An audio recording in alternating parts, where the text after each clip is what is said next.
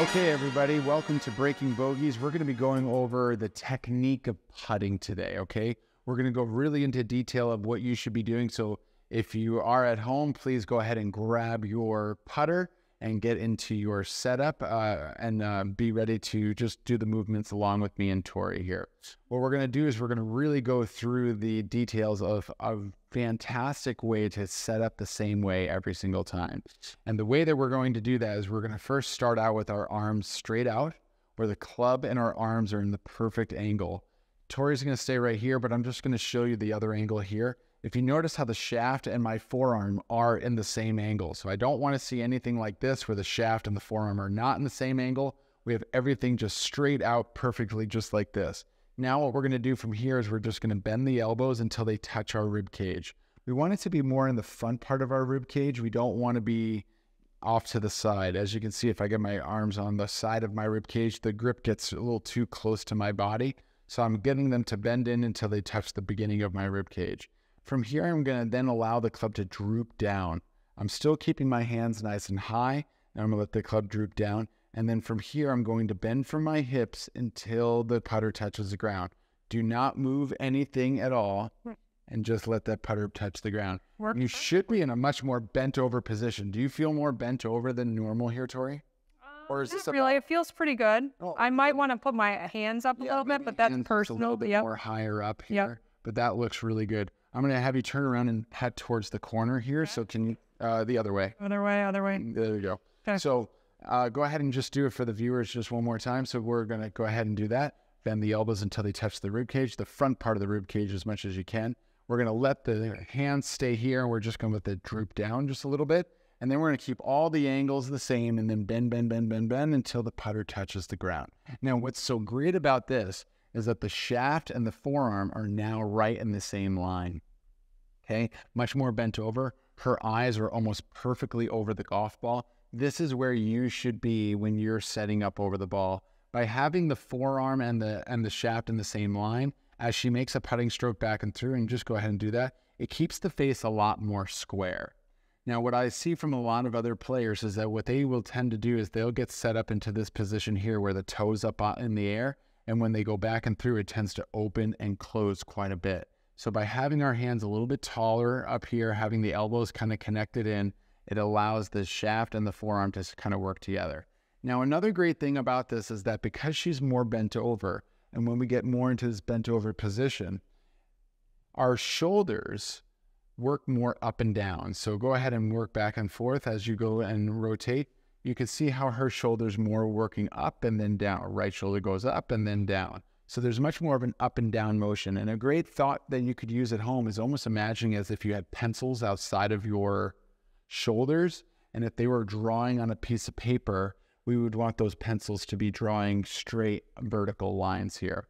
But when you get more into this more upward angle of attack, or upward posture, where your arms are much straighter and you're standing much straighter, because you're much more upright, the shoulders tend to more work this way, and then makes the arc of the putter be a lot more in and out. I didn't even realize that it was more of an up and down motion. Like when I would think of a putting stroke, I would think more back and forth with your shoulders even, but it's not. It's up. It's up and down. Exactly right. And what's nice about that is that when you do that and the shoulders more work up and down, your head stays a lot more centered and still. If you're thinking of like it's a back and forth, there tends to be a little bit more sliding. Your head moves around quite a bit. Interesting. Does that make sense? Yeah. So this is something that I want you to try at home.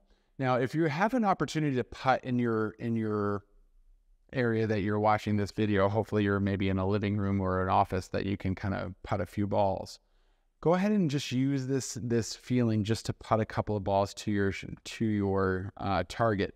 But as you hit your putts towards your target, one other thing I want you to take a look at is your ball position. So if we were to put a ball and go ahead and set up and actually face the camera here now, if we're going to just look at the ball position, currently right now where Tori has it, it's just slightly forward in her stance, which is exactly where we would want this ball to be placed. But if you are one that's missing the ball too much to the right, and you keep missing your putts to the right a lot, you could move this ball just a half an inch further forward in your stance. So go ahead and move this way with your feet and just play that ball a little bit more forward. So if you're one at home that's tending to push the ball to the right a lot, play that ball position maybe just a half an inch further forward in your stance. Now, if you're one that keeps pulling the ball to the left, which means that you keep missing left, you're going to play that ball just a tiny bit further back in your stance. That's an easy way just to find that ball position when you're hitting this shot to make sure that you're putting it correctly. But ideally, you want to start with it a little more forward than center. So yeah, so if you want just a general ball position, we like it to be slightly forward. Now, here's the other reason why we like that. Go ahead and set up to with that ball position slightly forward in your stance. As we set up to this ball, one other thing that I like to see from better players is that have their hands just slightly forward and de-lofting the putter. Now, what this tends to do by having the putter more forward like that is it de-lofts the putter, and then because the ball position's forward in our stance, we catch that ball a little bit on the upswing with a de-lofted putter, which gives that more end-over-end roll.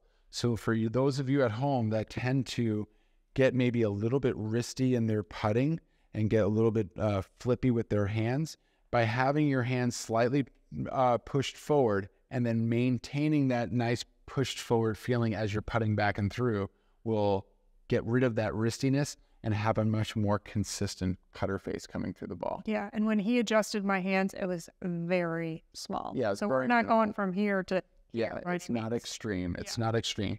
So yeah, we're just pushing it a little bit forward just to get a little bit of de-loft.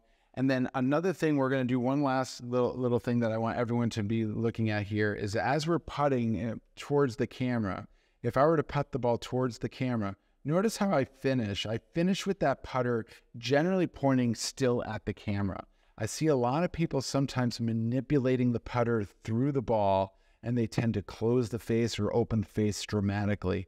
So when you're doing your putts at home, make sure that when you finish, hold that finish for 3 or 4 seconds and make sure that that putter face is still pointing at your intended line, and we don't want any extreme opening or closing. Fantastic. Makes sense? Great putting lesson. Awesome. Go. Thanks, Tori.